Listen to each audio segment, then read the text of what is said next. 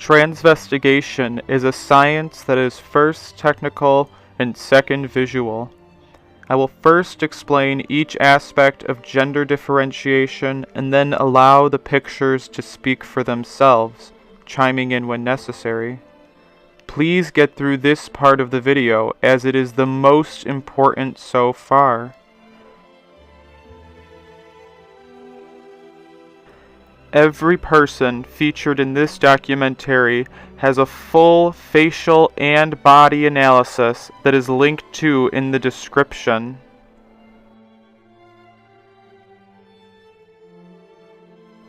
Oh, yeah, remember all of that psychology we learned earlier? Keep all of it in mind because things are going to get quite technical in a moment.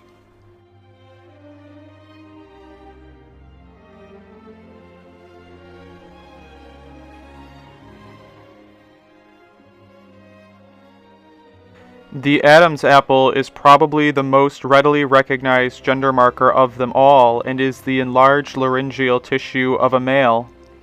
The reason why so many elite transgenders do not have an Adam's apple is because it typically develops after a full male puberty. These elites suppress that puberty by castration, chemical or surgical, and give exogenous estrogen in order to maintain the prepubescent male characteristics that merge with female sex characteristics to create the ultimate in-between.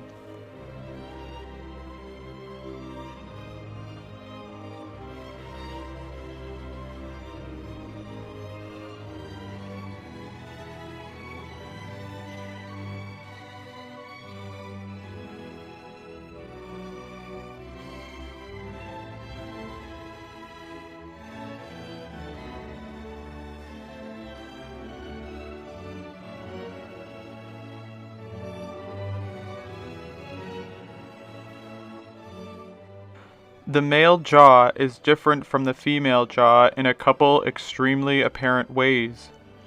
The male jaw is far larger than the female jaw, manifesting in the extreme width from the front.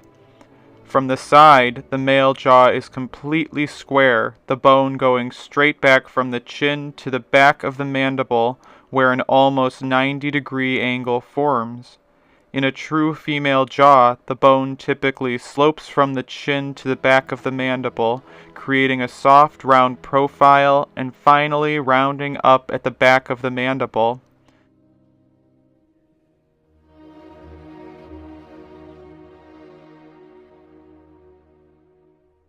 Do you notice the high, wide cheekbones?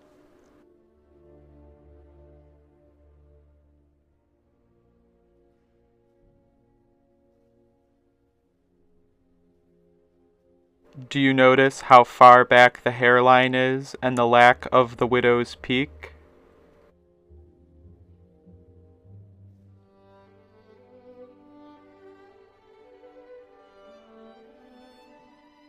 The flatness of the chin, the square face,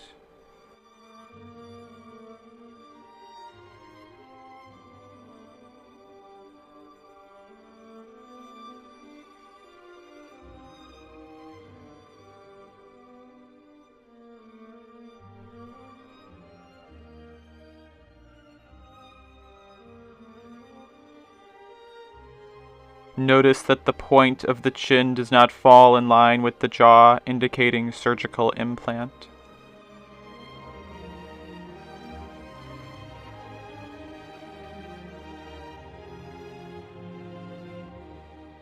Do you notice the size of the ears in proportion to the head? Again, look at the point of that chin.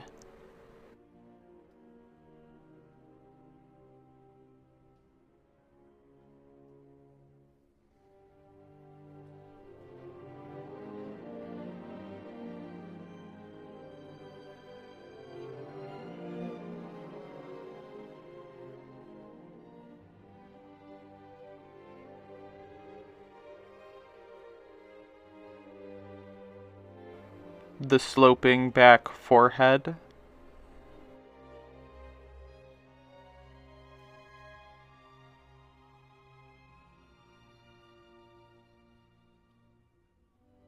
The differences in the shoulders of the sexes can seem subtle because our eyes are not used to really looking for them, but once you start to examine, it will jump at you.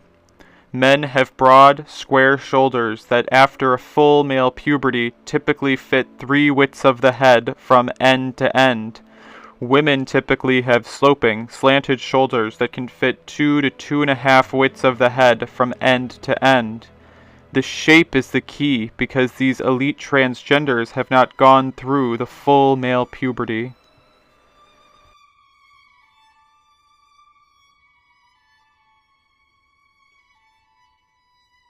Do you see the brow bossing? The general shape of the face?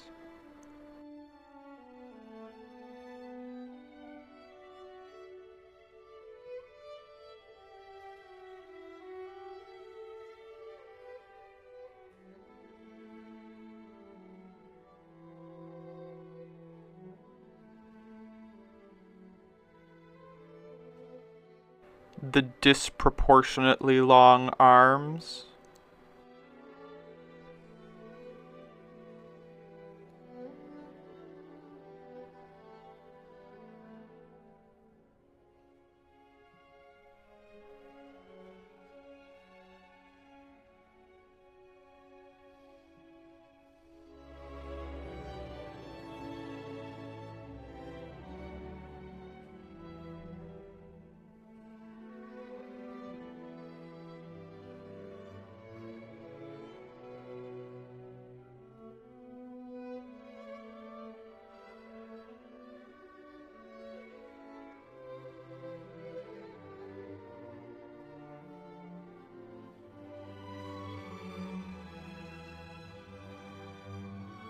Brow bossing, or the thickening of the brow ridge above the eye, is a predominantly male trait. It is usually quite noticeable on a post-pubescent male, but the elite transgenders usually only get a slight version of this, and many choose to have a surgery that actually removes this from their faces. It is probably the most dramatic facial feminization surgery that one can have.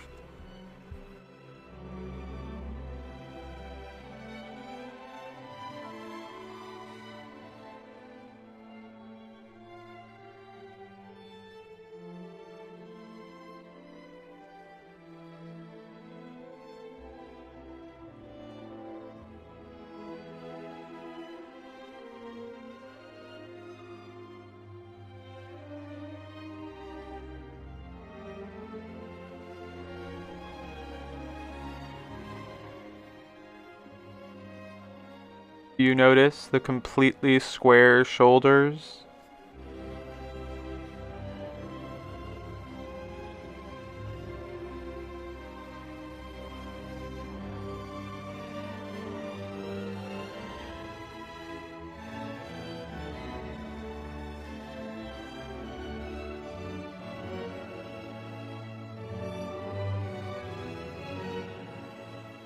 The sloping back forehead is another predominantly male trait that can be seen in prepubescence, but is personified in a fully post-pubescent male. The male forehead typically slopes back from right above the brow ridge, while the female forehead is typically straight up from the nose bridge and starts gradually rounding out in the middle of the forehead. In the elite transgenders, we see the typical male facial structure where the nose bridge dips in and then creates a slight bump at the brow ridge and recedes backwards, starting at the brow ridge.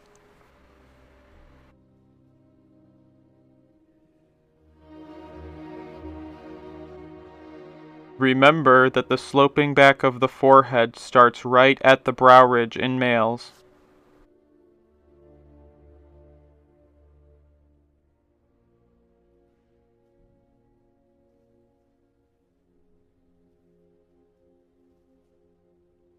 Do you notice the completely square jaw?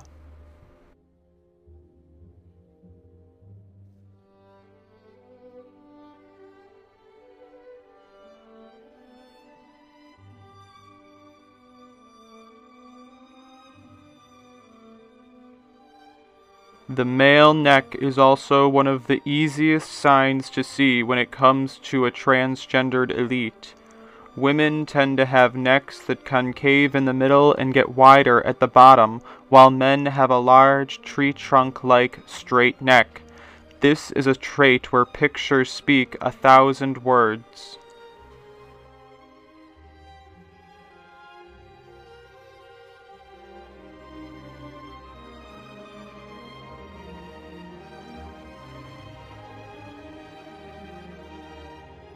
It's kind of difficult to not notice the Adam's apple on this one.